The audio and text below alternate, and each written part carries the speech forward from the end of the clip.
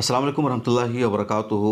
Israel से एक बहुत बड़ी ख़बर आ रही है और ख़बर ये है कि इसराइली फ़ौजों ने बगावत कर दी है। इसराइली आर्मी ने लड़ने से इनकार कर दिया है। इसराइली आर्मी का अब साफ कहना है कि नेतन्याहू को, उनकी सरकार को समझौता करना चाहिए, जंगबंदी के लिए डील करनी चाहिए और अब वो मज़ीद लड़ने के लिए तैयार नहीं है। इसराइल में बाज़ाब्ता इसके लिए मुहिम चलाई जा रही है और अब तक की खबर ये है कि 300 से ज़्यादा फ़ौजियों ने लड़ने से इनकार कर दिया है। उन्होंने रिज़ाइन कर दिया है, कुछ रिज़ाइन करने वाले हैं। यरूशलेम पोस्ट की खबर है। इंडिया में NDTV की हिंदी वेबसाइट पर इस खबर को शाया किया गया है और दुनिया भर के कुछ मीडिया हाउसेज ने भी इस खबर को लिया है। हालांकि ज़्यादातर इंटरनेशनल मीडिया ने इस खबर को नहीं लिया क्योंकि इससे इसराइल का हौसला डाउन होगा। इसराइल की वाज़ेह कमज़ोरी सामने आ रही है और क्लियर तौर पर पता चल रहा है कि इसराइल में अब बगावत हो गई है। 150 से ज़्यादा इसराइली आर्मियों ने बाज़ाब्ता एक मेमोरेंडम तैयार किया है और उस मेमोरेंडम पर 150 इसराइली आर्मी ने अपना सिग्नेचर किया और उस सिग्नेचर में इस आर्मी का, इन तमाम लोगों का यही कहना है कि गज़ा पट्टी में 1 साल से ज़्यादा का अरसा हो चुका है, हम होस्टेज को रिलीज़ नहीं करा सके हैं, हमास के फ़ौजी इंफ्रास्ट्रक्चर को ख़त्म नहीं कर सके हैं। अब हमारी सरकार को चाहिए कि वो हमास के साथ बातचीत करे, समझौता करे और होस्टेज को आज़ाद कराया जाए। ये उस मेमोरेंडम में कहा गया है। यरूशलेम पोस्ट की जो खबर सामने आई है और ये इजराइल का अखबार है, उस खबर में ये कहा गया है कि 150 फ़ौजियों ने एक मेमोरेंडम तैयार किया है और उस मेमोरेंडम पर सिग्नेचर करने वालों में ख़वातीन फ़ौजी भी शामिल है और उस मेमोरेंडम का मज़मून यही है कि गज़ा पट्टी पर इसराइल के हमला को 1 साल से ज़्यादा का अरसा हो गया है। अब तक हमारा भी बहुत बड़ा नुकसान हुआ है, हम होस्टेज को आज़ाद नहीं करा सके हैं। गज़ा पट्टी में दाखिल होने का मतलब ही था होस्टेज को आज़ाद कराना और अभी तक होस्टेज उनकी क़ैद में है, उनके मरने का ख़तरा है। हम अपने उन लोगों को देखना चाहते हैं जिनको हमास ने कैदी बना रखा है, इसलिए सरकार पर हम दबाव बना रहे हैं, सरकार से अपील कर रहे हैं कि वो हमास के साथ बातचीत करे, डील करे, जंगबंदी के लिए कोशिश करे और हर हाल में जंग बंद की जाए ताकि कैदियों का तबादला हो, एक्सचेंज हो और हमारे जो लोग उनके यहाँ हैं वो आज़ाद हो सके। इन लोगों ने वाज़ेह लफ्ज़ों में कह दिया है कि आगे हम अब लड़ाई जारी नहीं रखेंगे और ये 2 दिन पहले की रिपोर्ट है जो यरूशलेम पोस्ट में आई है और कहा यह जा रहा है कुछ ज़राए से कि अब तक इस मेमोरेंडम पर सिग्नेचर करने वालों की जो तादाद है वो 300 के करीब हो चुकी है और ये तादाद बढ़ती जा रही है। हालाँकि इसराइल में इस तरह की जो खबरें होती है वो ज़्यादातर बाहर नहीं निकल पाती है। सख्त सेंसरशिप वहाँ आयद कर दिया गया है। इसके बावजूद वो फ़ौजी हिम्मत कर रहे हैं। उन फ़ौजियों को अच्छी तरह अंदाज़ा है कि उनका क्या अंजाम होगा, उनको जेल जाना पड़ेगा, उनको सज़ा दी जा सकती है। इसके बावजूद मजबूर होकर के इन लोगों ने यह कदम उठाया है। इससे पहले भी लगातार गज़ा की पट्टी से खबरें सामने आई थी कि कई फ़ौजियों ने इनकार कर दिया है, कई फ़ौजियों का पेशाब निकल गया, कई फ़ौजी ज़हनी तौर पर माऊफ हो चुके हैं, उनका जहन काम नहीं कर रहा है और बाज़ाब्ते रिपोर्ट है कि 30,000 से ज़्यादा इजरायली आर्मी ऐसी है जिसने गज़ा पट्टी में लड़ने से इनकार कर दिया है। उनमें से 10,000 की हलाकत हो चुकी है और ज़्यादातर जहनी मरीज़ हैं। रिपोर्ट कई मरतबा आई है और अब तो बाज़ाब्ता सबूत मिल चुका कि इतने सारे आर्मी ने, इतने सारे फ़ौजियों ने साफ लफ्ज़ों में लड़ने से इनकार कर दिया है, अपना मेमोरेंडम सौंप दिया है। और इतना ही नहीं, आपको याद होगा इससे पहले 13 अक्टूबर को एक ड्रोन अटैक किया था हिजबुल्लाह ने इसराइल पर और वो ड्रोन अटैक गुलानी ब्रिगेड का जो हेडक्वार्टर था वहाँ हुआ था जिसमें 20 इजरायली फ़ौजी की हलाकत हो गई थी, 60 ज़्यादा ज़ख्मी हुए थे। इसराइल ने इसमें एक्सेप्ट यह किया कि सिर्फ 4 की हलाकत हुई है और 57 ज़ख्मी हैं।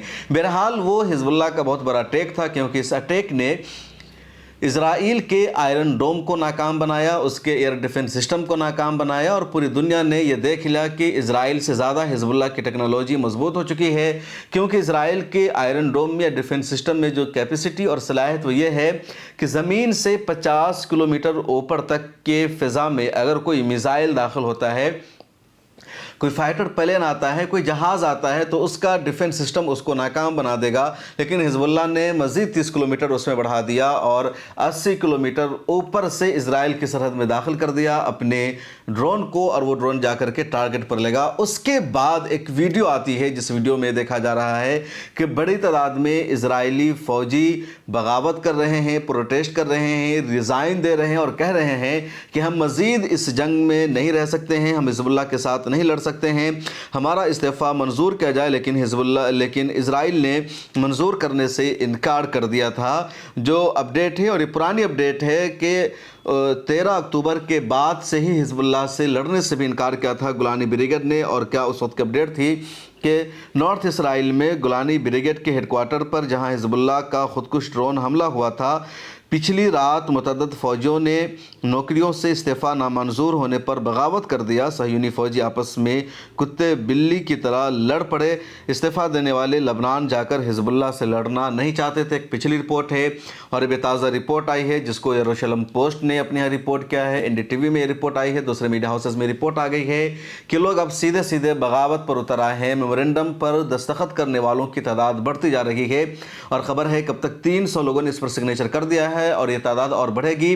اور اسرائیل میں ہر طرح کی ان پر پابندی عائد ہے, ہر طرح سے ان کو پریشان کیا جا رہا ہے. جو کوئی بھی اسرائیل کی حکومت کے خلاف, بنیامین نتنیاہو کے خلاف بول رہا ہے, اس کو اس طرح غائب کیا جا رہا ہے جس کا آپ تصور نہیں کر سکتے.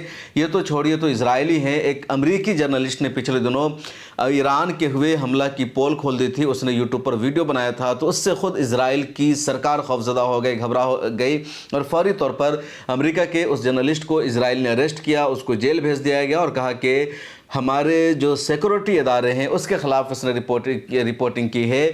ہمارے راشٹرواد کو, یا ہمارا جو اندرونی معاملہ ہے, جو انٹیلیجنس کا نظام ہے, اس کو نقصان پہنچے گا. تو مطلب صاف ہے کہ اسرائیل اس طرح کی خبروں کو چھپا رہا ہے, اور اسرائیل اس جنگ میں اپنے آپ میں ایک طرح سے اکیلا ہوتا جا رہا ہے. اسرائیل نے جو ہدف طے کیا تھا غزہ پٹی میں ریزسٹنس کو کمزور کرنے کی, لیکن ریزسٹنس کمزور نہیں پڑ رہے ہیں, وہ پوری قوت کے ساتھ مقابلہ کر رہے ہیں. ریزسٹنس ہر طرف سے دباؤ بنا رہے ہیں. اور آج کی جو تازہ ترین اپڈیٹ ہے ریزسٹنس کے حوالے سے کہ ان لوگوں نے آج کہاں کہاں حملہ کیا, آج کی کیا اپڈیٹ ہے, تو آج کے بارے میں بھی القسام بریگیڈ کی طرف سے جو رپورٹ سامنے آئی ہے اس میں بتایا گیا کہ القسام بریگیڈ نے نارتھ غزہ میں اسرائیلی آرمی کے ساتھ جھڑپ میں حصہ لیا. دونوں طرف سے, یعنی القسام بریگیڈ کے لڑاکوں اور اسرائیلی آرمی کے آپس میں جھڑپ ہوئی, اور اس میں اسرائیلی آرمی کے ایک مرکاوا ٹینک کو القسام بریگیڈ نے تباہ و برباد کر دیا ہے. اسی طرح ایک ویڈیو جاری کیا ہے جس میں دکھایا جا رہا ہے کہ القدس بریگیڈ کے لڑاکوں نے یا ان کی ٹیم نے اسرائیل کے ایک ڈرون کو ناکام بنا دیا ہے. اسرائیل کا جو ڈرون ہے لگاتار غزہ پٹی میں گردش کرتا رہتا ہے, ہر مومنٹ کی, ہر علاقہ کی وہ فلم بناتا ہے جاسوسی کے لیے, تو اس کو ان لوگوں نے پکڑ کے ناکام بنایا ہے. اسی طرح ایک اور رپورٹ سامنے ہے جس میں کہا گیا کہ القدس بریگیڈ نے نارتھ غزہ کے جبالیہ ریفیوجی کیمپ میں ہی 2 اسرائیلی گاڑیوں پر حملہ کیا ہے, اور ان لوگوں نے بارود سے نشانہ بنایا. جبالیہ کیمپ میں اسرائیل کی گاڑیاں داخل ہو رہی تھی. اس کے علاوہ ایک اور اپڈیٹ سامنے آئی ہے, اور یہ اپڈیٹ الاقصی بریگیڈ کے حوالے سے, جس میں بتایا گیا کہ جبالیہ کیمپ کے ایسٹ میں مشرقی علاقے میں اسرائیلی آرمی کو اسنائپر آپریشن کے ذریعے ان لوگوں نے نشانہ بنایا, اسنائپر سے حملہ کیا. تو اس طرح کی اپڈیٹ سامنے آئی ہے, اور لگاتار یہ لوگ ریزسٹنس کر رہے ہیں, مزاحمت کر رہے ہیں. ان کے حوصلے بلند ہیں, ان کے کئی بڑے لیڈر اور کمانڈر کی شہادت ہو گئی ہے, لیکن ان کے حوصلوں میں کوئی کمی نہیں آئی ہے. دوسری طرف جو اسرائیلی آرمی ہے اس کو ہر طرح کی فیسلٹی حاصل ہے, ان کے حوصلے کمزور پڑ چکے ہیں, وہ لوگ اب بغاوت کر رہے ہیں, لڑنے کے لیے تیار نہیں ہے. اس ویڈیو میں اتنا ہی. سوشل میڈیا کے سبھی پلیٹ فارم پر ملت ٹائمز کو فالو کر لیجئے. ملت ٹائمز کو جاری رکھنے اور مضبوط بنانے کے لیے ہماری آرتھک سہایتا کیجیے. یہ ایک آزاد میڈیا ہاؤس اور کمزوروں کی آواز ہے. آپ ہمیں دیکھیں, سنیں, پڑھیں اور ہر مہینے زیادہ نہیں صرف 100 روپے سے مدد کریں. ڈیٹیلز ڈسکرپشن میں موجود ہیں.